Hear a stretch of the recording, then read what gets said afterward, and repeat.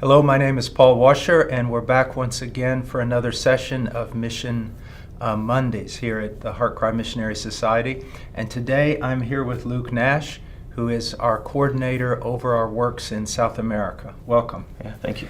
All right, now, I keep hearing about things that are going on in the jungle with a dear brother of ours by the name of Eduardo. Yeah. Can you explain to us what's going on? Yeah. So I've mentioned in previous Missions Mondays, if folks have seen those, that the Lord seems to be opening up a lot of opportunities in the jungle in this past year. Previously, I've talked a lot about Javier Carwapoma, Right. who is in a different part of the jungle. He's northwest of where Eduardo is going to be. And he's had a lot of opportunities to train pastors in the jungle, Right. deliver good materials to them, and we've seen just a lot of opportunities opened up by the Lord there. This is Eduardo Aricari in an entirely different part of the jungle. Right. So Eduardo is going to be going soon, full-time, to the city of Iquitos, which you're familiar with. Yeah. Iquitos. Yeah. You spent a little bit of time there back in the day. So Eduardo, he's from Iquitos. Mhm. He was raised in Iquitos. Iquitos is a city of about 500,000 people. I wish I could show on the map behind us where it is, but it's right in the northeast part of Peru, right at the very top of the Amazon. Right, and it's at the beginning, really, of it's kind of where the Amazon officially begins in a way. Yeah, exactly. And so a ton of the rivers from Peru flowing west to east Right. flow into Iquitos and then join the Amazon and then flow down into Brazil.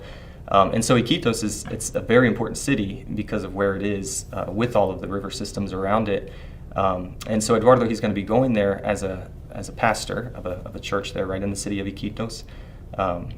And being there are going to be all kinds of opportunities around him to go up and down the rivers, visit other villages, teach pastors. And We've already heard news, right? Exactly, Of people yeah. who've been he hasn't even moved there He yet. hasn't even moved there and yet. he's already getting invitations to visit different groups down the river. Yeah, it's really, again, it's amazing. We've prayed that God would give us opportunities to serve the church in Peru in ways that we haven't, and he's answered that prayer. We've been given a number of opportunities. So he's been working in the jungle a little bit. He'll travel and do maybe 5 days of training conferences or something like that.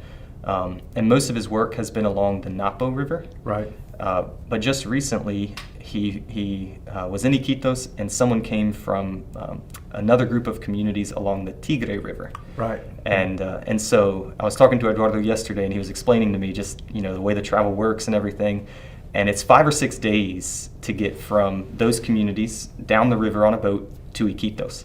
And so those 3 communities along the Tigre, they sponsored one of their representatives. They paid for one of their representatives to travel 5 or 6 days to Iquitos to try to find Eduardo, because they had heard that he was helping churches in the jungle. So they sent one guy to try to go find him and basically say, can you come to our villages and please teach us and help us? So it's a group of about 50 churches there in those 3 communities. Now, he's going there to reestablish a church Yeah. in Iquitos.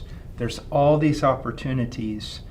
Explain the importance of balancing that and how important the local church is. Yeah, well, thankfully that's in talking with Eduardo and in talking with the pastor of, I'll say IBGE, Iglesia Biblica Gracia Eterna, which is the sending church of Eduardo. Both in talking with Eduardo and with the pastor of that church, it's really evident that Eduardo understands the importance of that, of really going and investing himself in the local church. Even though there are so many other opportunities, it'd be tempting, to, in a sense, be there for the local church, but practically kind of bypass it, or at least give too much emphasis to those other opportunities to the neglect of the local church. And so he's made very clear that though there are tons of opportunities, he knows that long term, what's going to be best for that whole region is for his local church to be a healthy, biblical, sound church. That could be, long term used by God as an example of a biblical church, but also as a means of sending out more missionaries, pastors, doing more training for people in the jungle. And so really what's needed is a local church that exemplifies what the Bible says a local church should be. And I think Eduardo understands the importance of that. Yeah, just so you know, when I got to Peru in 1988, I guess it was, during that time afterwards, I made quite a few trips to Iquitos and down the Amazon in different places. And I just want to acknowledge that long before, decades before, God had raised up several, many missionaries from the United States, and I'm sure from Europe, who worked in Iquitos and worked in the jungle and did a great job. I met some amazing missionaries, very devoted. But what you have to realize is that the river is so big, the jungle is so big, that sometimes it's like trying to put out a forest fire with an eyedropper. It is, yeah, and that's so Eduardo is not assuming that he's the only church in Iquitos and he's going to be the only biblical example of a local church, not at all.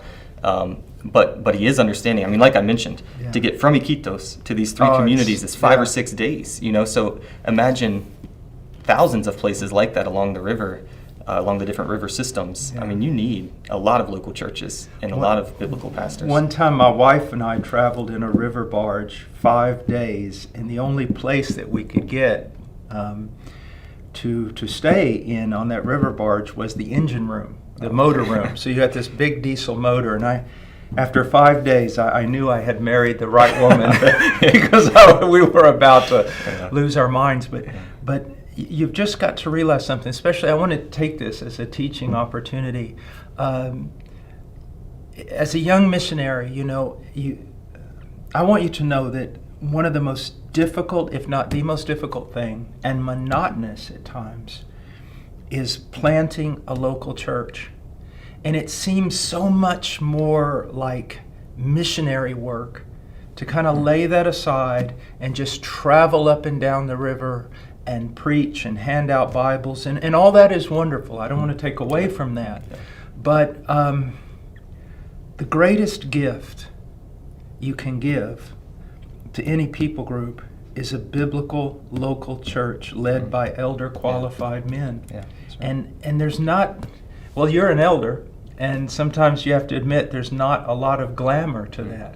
Yeah. It's just a lot of hard work. And so for many of you young people that may be thinking about missions, and you kind of have this idea of an Indiana Jones, please understand that the work of plowing and sowing and watering must always lead to a sound, strong local church. Because if our brother Eduardo goes up and down the river his whole life handing out Bibles and evangelizing, that's not a wasted life. That's wonderful. But if he could plant a biblical church where young men are raised up and become elder qualified and are then sent out to plant other churches, it has such an impact. Yeah, it does, yeah. And thankfully, Eduardo, he's going to be the pastor there, so he's going to be pouring himself into that local church in Iquitos. But he has help from other pastors who will travel to Iquitos, and then, so for example, David Barnes, he heads up a Bible Institute there in Peru, and Eduardo and David have been talking about what it looks like. Once Eduardo's there and he's pastoring the church, and that's where his attention is given, what does it look like to still try to help these guys and these churches and these villages all around Iquitos? And so, thankfully, there are going to be still lots of opportunities to do that. It's just that Eduardo personally is going to be primarily just pouring himself into the local church there. Well, hopefully, we can send some evangelists to go up and down the river and different places. Yeah, we definitely can. And always remember this. We're talking about Iquitos, and it's in the jungle, and it's on the Amazon, and there's always a great amount of work to be done.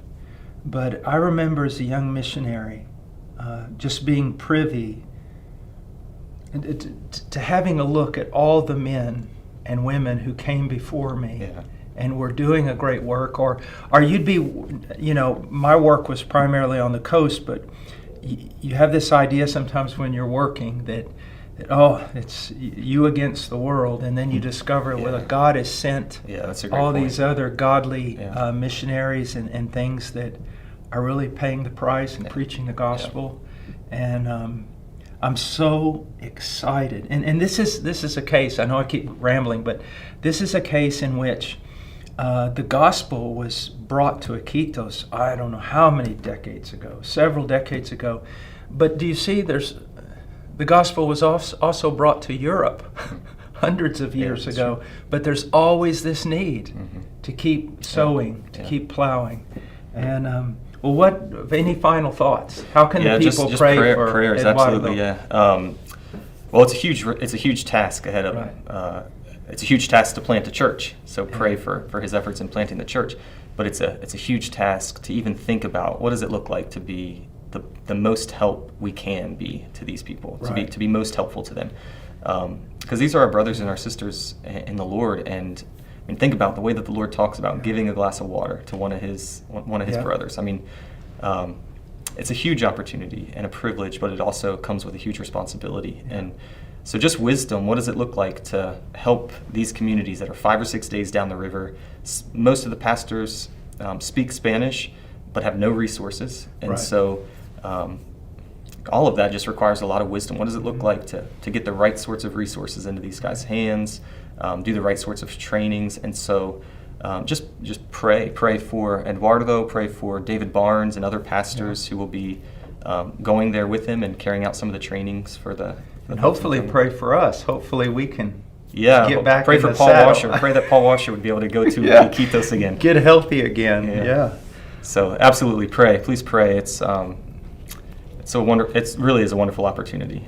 So we're thankful, and we approach it with a degree of fear, I think, wanting to be faithful in it. Amen. Well, I hope this has been a blessing. I hope it encourages you to get involved in the Great Commission, because remember, we have different callings, but we all have the same commission. You're either called to go down into the well or hold the rope for those who are going down. William Carey. So God bless you. Have a great day.